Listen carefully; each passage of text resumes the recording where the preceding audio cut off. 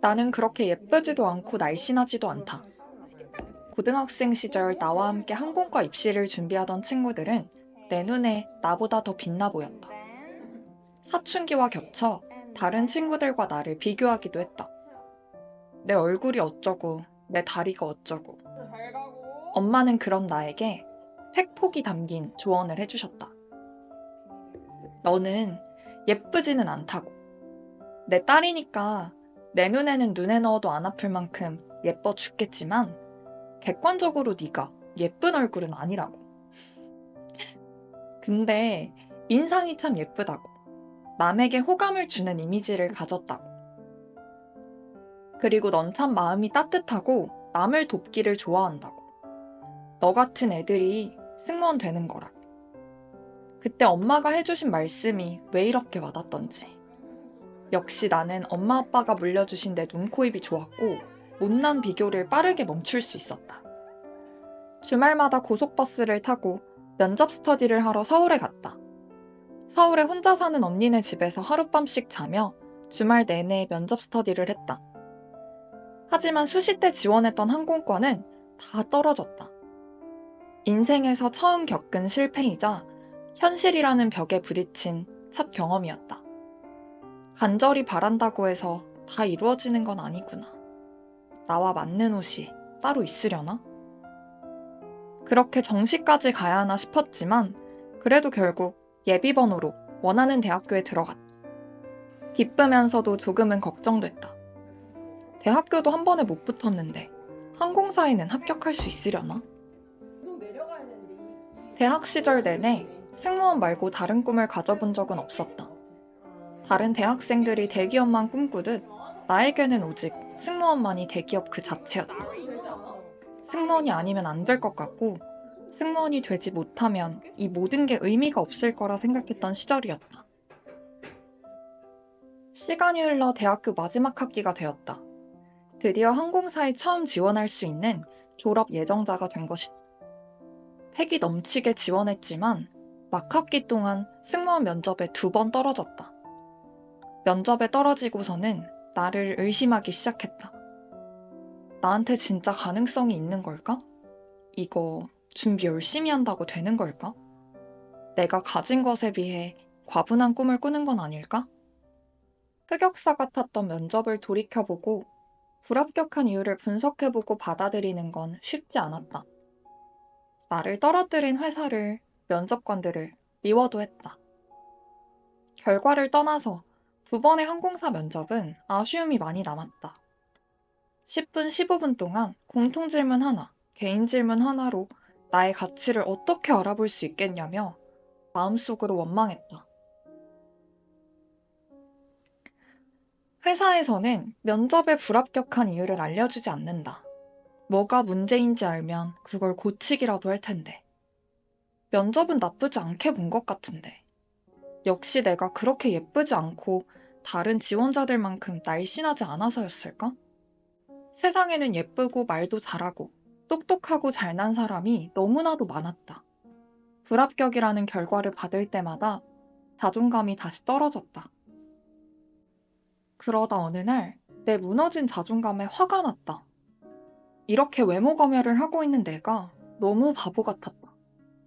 나만의 동굴에 들어가 내 마음대로 생각하다가 혼자서 승무원 준비에 정이 떨어졌었다. 한 가지 꿈을 위해 앞만 보고 달려왔던 나는 현실을 직시하고 졸업과 동시에 새로운 플랜을 세우기로 했다. 더 이상 승무원이라는 직업에 매몰되고 싶지 않았다. 승무원 면접의 기준에 나를 가두고 평가하고 싶지 않았다. 남들과 비교하며 나를 갉아먹고 싶지도 않았다. 꿈을 위해 노력하는 건 좋지만 면접 결과 하나하나에 얽매여선 안 되겠다고 생각했다. 그러려면 이제라도 대안이 필요했다. 하염없이 꿈에 닿기만을 기다리는 것이 아니라 필사적으로 더 열심히 살아야겠다는 생각이 들었다. 조금이라도 시간을 낭비하거나 무기력하고 싶지 않았다. 승무원은 회사에서 요구하는 수준의 어학 점수만 있으면 사실 나머지는 면접이 다였다. 하지만 면접 준비만 하면서 시간을 보낼 수는 없었다. 그래서 일단 중국 대학원 입시 준비를 시작했다. 나 자신에게 승무원 말고 뭐가 하고 싶어? 라고 물었을 때 머리가 하얘졌다. 다른 직업은 생각해 본 적이 없었기 때문이다. 하지만 다른 삶을 꿈꿔본 적은 있었다. 그건 바로 해외에서의 삶이었다. 중국 교환학생 시절 나는 해외에 있던 그때가 정말 좋았다. 중국에서 보냈던 그 1년은 내 20대 중 가장 행복했던 시간이었다. 방학 때 남들은 다 한국에 다녀왔지만 나는 중국에 남아 중국인 친구네 집에서 함께 생활했다. 그리고 학기 중에 모은 용돈으로 방학 때 혼자 여행을 다녔다. 1년 동안 17개의 도시를 여행할 만큼 첫 해외살이는 너무나도 행복했다. 중국어 공부도 정말 좋아했다. 태어나서 그렇게 즐겁게 했던 공부는 처음이었다.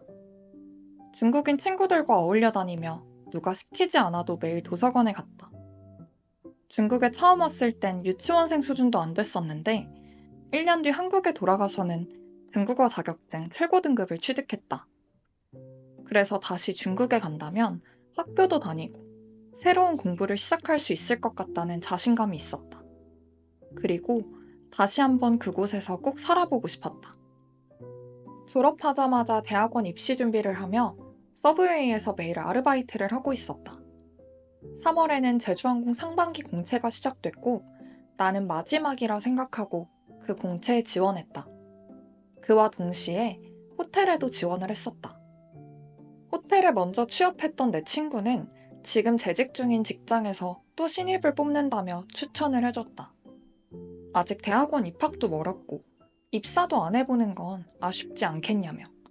매일 아르바이트를 할 바에야 그때까지 정직원으로 한번 일해보라는 그 말에 솔깃했다.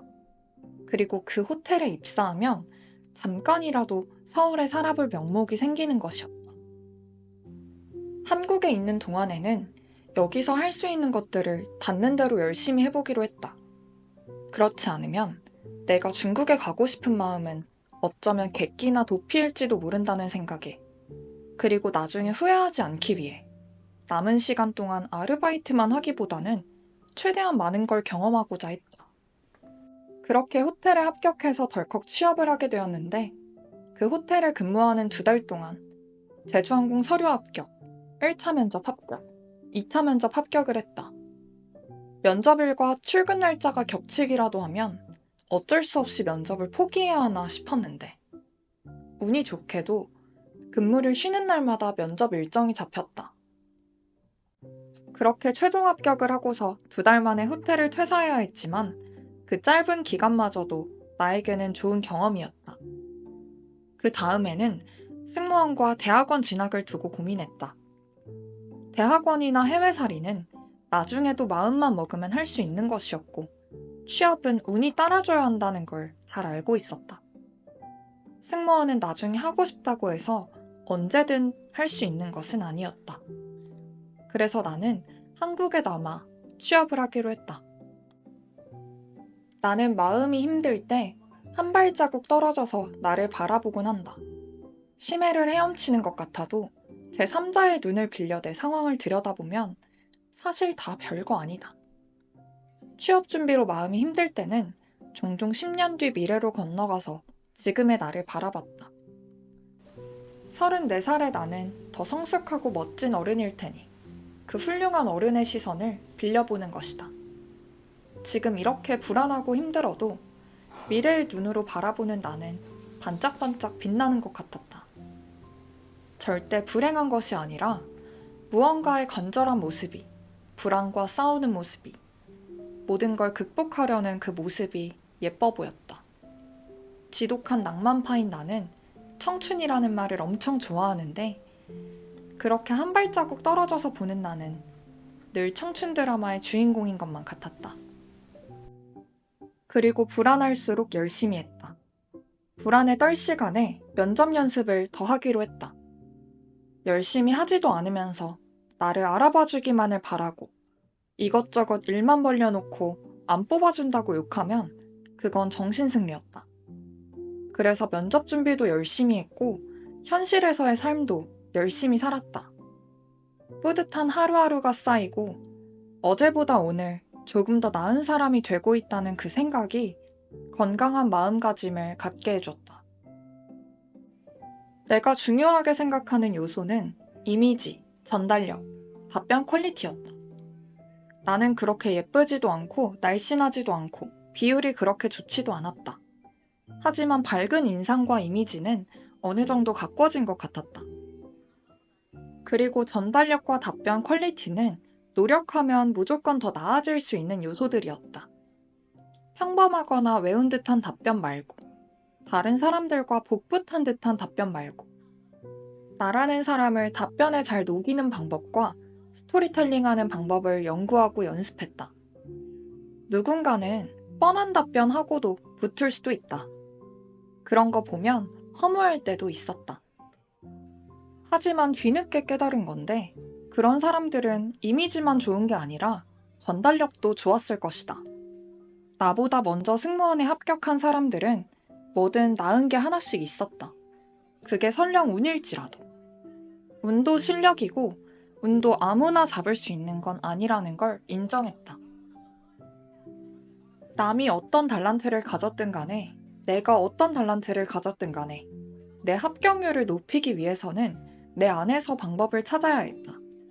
내가 노력해서 바꿀 수 있는 건 노력해서 무조건 최대치로 끌어올려야 했다.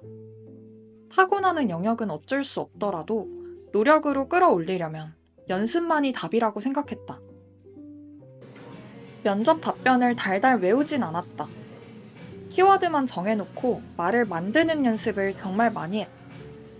눈을 뜨고 있는 동안 일하는 시간만 빼놓고는 머릿속에 면접 생각뿐이었다. 생각만 하지 않고 조잘조잘 입 밖으로 뱉어보면서 계속 답변 만드는 연습을 했다. 그랬더니 준비한 답변에 의존하는 것이 아니라 진짜 나는 나에게 뭘 물어봐도 뭐든 다 받아칠 수 있다. 이런 자신감이 생겼다. 더 이상 외모에 대한 비교도 하지 않았다. 고등학생 때 엄마가 해준 조언을 떠올리며 부정적인 생각으로부터 벗어났다. 외모 검열 같은 걸 할 시간에 어떻게 하면 더 좋은 사람이 될 수 있을까? 어떻게 하면 그런 나를 보여줄 수 있을까 고민했다. 씻으면서도, 자려고 누워서도 계속 연구했다. 근데 애매하게 말고 정말 노력해야 후회가 없다. 내가 다 쏟아 부었는데, 스스로도 인정할 만큼 열심히 했는데, 근데도 안 되면 그건 내 것이 아닌 거야. 라고 할 수 있을 것 같았다. 직장과 대학원이라는 대안이 생기니 외줄타듯 불안하지도 않았고, 사회생활도 하고 대학원 진학 준비도 하면서 하루하루 열심히 사는 내 자신이 기특해서 자신감도 차올랐다. 나 이렇게 잘하는데, 나 이렇게 멋진 사람인데, 나를 안 뽑으면 누굴 뽑지? 이미지만 볼 거면 연예인 지망생을 뽑지. 어디 한번 볼게. 얼마나 사람 잘 보는지.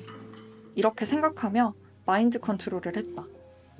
다소 건방져 보일 수 있지만 멘탈 관리의 연장선이었다. 제주항공 면접을 마치고 집에 가는 길에 싱글벙글 미소가 떠나질 않았던 기억이 난다. 그게 내가 처음 합격했던 면접이었다. 다른 면접장에서 나올 땐 늘 허무함으로 가득 찼었는데 그날은 처음으로 홀가분해하며 나왔다. 압박 질문을 10개를 넘게 받았었는데 그래서인지 그 1시간이 아직도 되게 생생하게 기억이 난다. 모든 질문에 100% 완벽하게 답변했던 건 아니지만 1시간 동안 나 자신을 좀 보여준 것 같았다. 그래서 끝나고 후회가 없었다. 떨어져도 미련이 남을 것 같지 않았다. 나는 최선을 다했고 이번 생엔 승무원은 아닌가 보다 하고 받아들일 수 있을 것 같았다. 떨어져도 회사가 밉지 않을 것 같았다. 입사 후 면접관으로 들어오셨던 사무장님과 함께 비행을 했다.